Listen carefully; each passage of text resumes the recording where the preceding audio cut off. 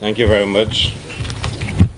Political leader, chairman, deputy political leader, other endorsed candidates, good morning to you.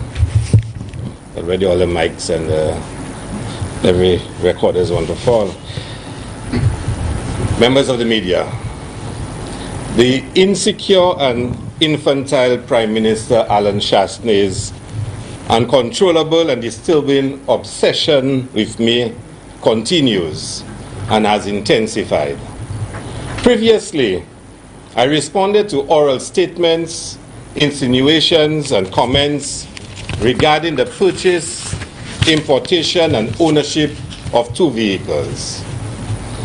Now the Prime Minister has shamefully weaponized the official office, misused the resources of the state, and taken matters to a new level. He has now reduced the office of Prime Minister to a weapon against a political opponent in executing a baseless and vindictive witch hunt against me. I am advised that the official statement of September 2nd, 2020 from the Prime Minister's office constitutes a further defamation against me. Accordingly, I have instructed my attorneys to take further legal action on my behalf to the fullest extent of the law to protect my reputation and constitutional rights. In this regard, I will say very little directly about the contents of the Office of the Prime Minister's statement, lest I be in contempt of court. I am also limited in what documents that I can share with you at this time. Though I have previously responded in detail to the various attacks by the Prime Minister and his surrogates in their 5-year campaign against me, some facts are worth repeating. Firstly, they claim I had stolen a state asset. Secondly, that I had bought the vehicle with monies given to me by Jufali. So I then provided my bank statements to the media and the court, proving beyond any doubt that I had paid for my vehicle with my personal funds. Then there was a third spin. Nancy Charles questioned my ability to purchase 2 vehicles and suggested I was involved in money laundering or something of that sort. That claim was also stated in an untested filing by Alan Chastenay. I then provided evidence that my brother had paid for his vehicle via a loan from a local credit union, a loan he continues to service. Now there is a fourth spin. Not that the vehicle does not belong to me, not that it is stolen by me, but that I have now defrauded the UK government. Not the St. Lucian government, but defrauded the UK government by not paying VAT. How much is the VAT that they are referring to? £5,351.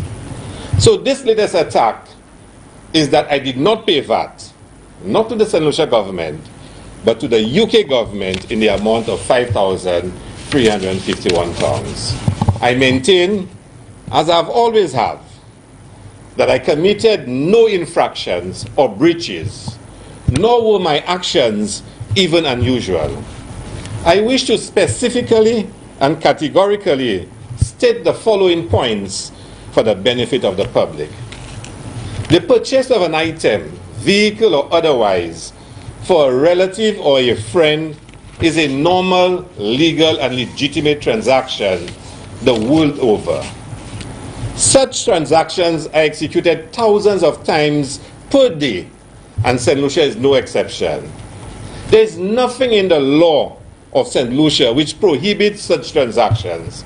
Let me give you an example. You want a new flat screen TV or a barrel in the US. You send the money to a brother or a sister in the US to buy and ship to St. Lucia for you. Is that illegal? Items which are bought for export does not include VAT. And if it does include VAT, you can reclaim the VAT once it is exported. Ask thousands of St. Lucians if that is not the case. The simple question is, how could I have defrauded the UK government when they have lost nothing? Even if VAT was to be paid, then surely the monies will be repaid to me once the vehicle is exported. At all material times, Mr. Tafawa Williams was acting as my agent, as is legally and properly entitled to do. And all documentation associated with the transaction was legal and legitimate. Mr. Williams acted as my agent as the transaction related to the vehicle could not have been completed prior to my deed. The vehicle could not have been completed prior to my deed. Have an agent act on my behalf, given that I would not be there to personally receive the vehicle. Mr. Williams act on my behalf, given that I would not be there to personally receive the vehicle. Mr. Williams was a member of staff and was accredited as a diplomat enjoying duty-free privileges. However, Mr. Williams already had a diplomatic car registered in his name and could not have registered the vehicle in order that it could be received and shipped to me. The High Commission was advised to facilitate the transaction under its name. I paid for the vehicle. The High Commission received it on my behalf, had it registered, then shipped the vehicle to St. Lucia, together with all my other personal effects. The country of destination was always intended to be and stated on all relevant documentation as St. Lucia. Issued a statement on the Prime Minister's allegations, showing these allegations as nothing but lies. Unlike the Prime Minister, I observed all the relevant laws and legal provisions and was in contravention of none in the purchase and importation of the vehicles, showing these allegations as nothing but lies. Unlike the Prime Minister, I observed all the relevant laws and legal provisions and was in contravention of none in the purchase and importation of the vehicles. This unhealthy, sustained persecution of me by the Prime Minister and his agents, and now using the office of the Prime Minister, have recognized that they have lost the confidence of the people of St. Lucia, who are eager to remove them from government. In a desperate bid to create a public distraction from his woeful and abysmal record as Prime Minister and the performance of the UWP government, underpinned by overt corruption, the petty Prime Minister and his surrogates have conjured up a dead horse non-story against me. His continued deceit and lies by using selective court documents, while not disclosing the documents which will tell a different story, further bears out his unethical character. That I am his target confirms the widely held view that he is threatened by my political profile and the confidence that the people of Castries South in particular and St. Lucia generally have in me and my record as a distinguished professional who has served without blemish at home and in the Caribbean and internationally. Trust me, if he succeeds against me, then it will be colleague after colleague after colleague. It won't stop with me.